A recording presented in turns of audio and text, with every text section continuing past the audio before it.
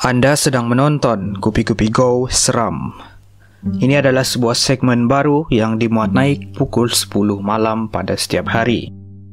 Kisah ini dikumpul daripada pelbagai sumber dan ia diceritakan semula oleh saya. Anda bersama saya Ekram. Kisah seram pada malam ini ialah Wat Bersalin.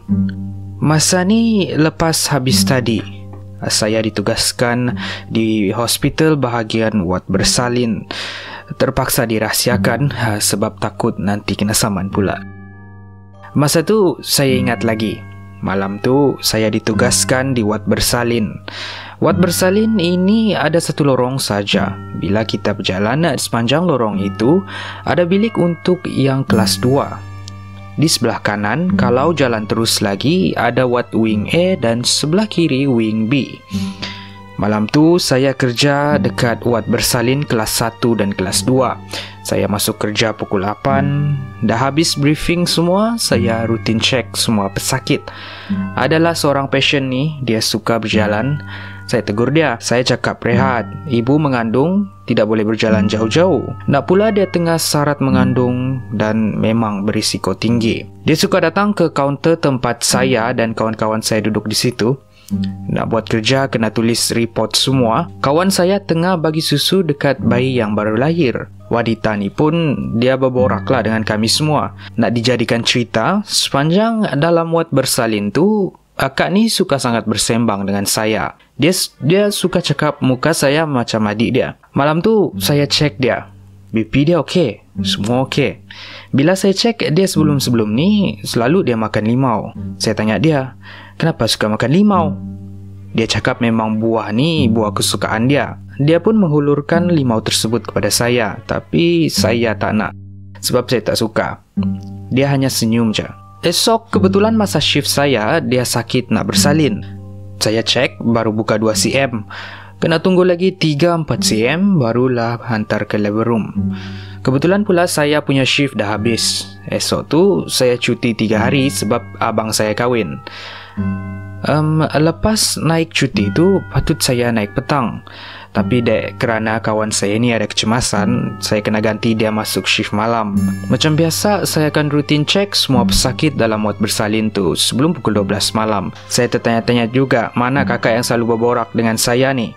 Mungkin dah keluar Wat Bersalin rasanya. Saya pun tidak bertanya kepada kawan saya. Saya tengah sibuk kumpul tiket semua sambil dengar lagu. Manakala kawan saya pula duduk di katil bilik rehat tengah membaca novel. Sebab kami ni kerja tidak boleh tidur, jadi nanti apa-apa kami yang kena.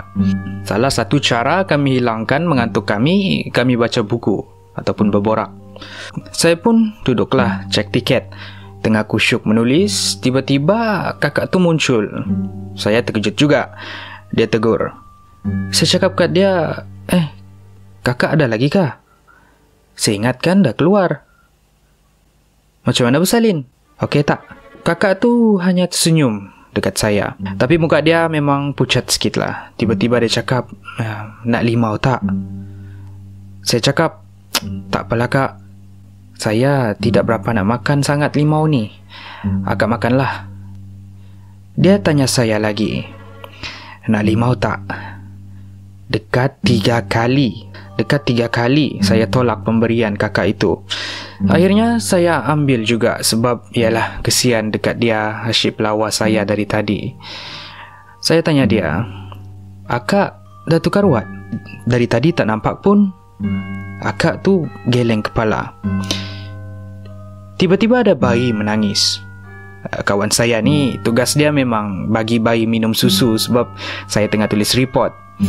Tengah kawan saya buat susu dekat pantry, saya masih tengah pelik dengan kakak ni. Selalunya dia ni peramah. Ada je benda yang dia nak cerita dekat saya.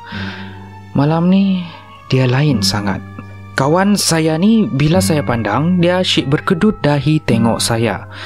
Saya pun pelik jugalah. Kenapalah kawan aku ni? Sekali tu akak tu jalan. Dia lambai tangan dekat saya. Saya pun senyum.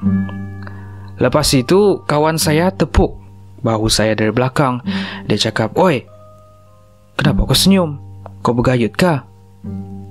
Saya cakap, taklah, kau ni buta kah? Kan aku tengah berbual tadi.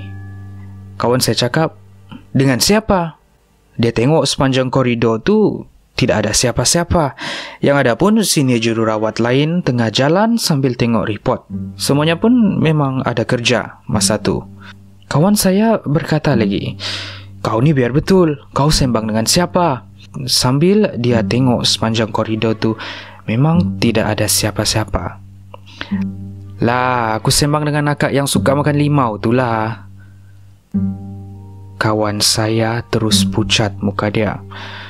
Masa tu ada bayi dekat wad bersalin tu. Adalah dekat 4 orang bayi. Semua menangis. Tiba-tiba saya rasa meremang bulu roma saya. Saya bagi semua bayi tu diam dan senior jururawat datang tengok sebab bayi tu menangis macam takutkan sesuatu. Saya jadi terkejut. Kenapa semua bayi ni menangis serentak? Selepas kejadian misteri itu, kawan saya ni tarik tangan saya masuk bilik rehat. Kawan saya cakap, betulkah kau sembang dengan kakak tu tadi? Saya cakap, betul lah, kenapa? Kau tak nampak kah? Macam mana aku nak nampak? Aku ingat kau tengah bergayut. Aku tak pedulilah. Lepas tu aku tengok kau pula asyik tengok atas macam tengah sembang dengan orang. Kau cakap seorang-seorang, kau tahu tak? Saya cakap, ya kah? Biar betul. Kawan saya cakap lagi, kau agak-agak lah. Akak limau tu, lepas dia bersalin tu, uri dia lekat dekat dalam. Dia meninggal lepas bersalin, kau tahu tak? Saya terus istighfar banyak-banyak. Memang terkejut sangat. Sepanjang malam tu saya fikir, biar betul. Habis limau yang dia bagi itu, apa pula? Takkan aku mimpi kan? Takkan mimpi. Bisik hati saya. Sekali saya tengok dalam beg saya, dalam tu bukan limau, tapi sebuah batu. Subhanallah, sangat seram peristiwa yang saya alami. Terima kasih kerana menonton video Kupi-Kupi Go Seram. Kami akan memuat naik 1 video seram pada setiap hari. Untuk membaca kisah penuh seram ini, sila klik di description di bawah. Like dan share jika anda rasa kisah ini menarik. Kepada sesiapa yang gemar untuk mendengar kisah-kisah seram, mungkin ini adalah satu segmen yang sesuai untuk anda. Like dan share jika anda rasa kisah ini menarik. Untuk Kupi-Kupi Go Kisah Seram, jumpa anda pukul 10 malam esok. Kupi-Kupi Go, menarik setiap hari.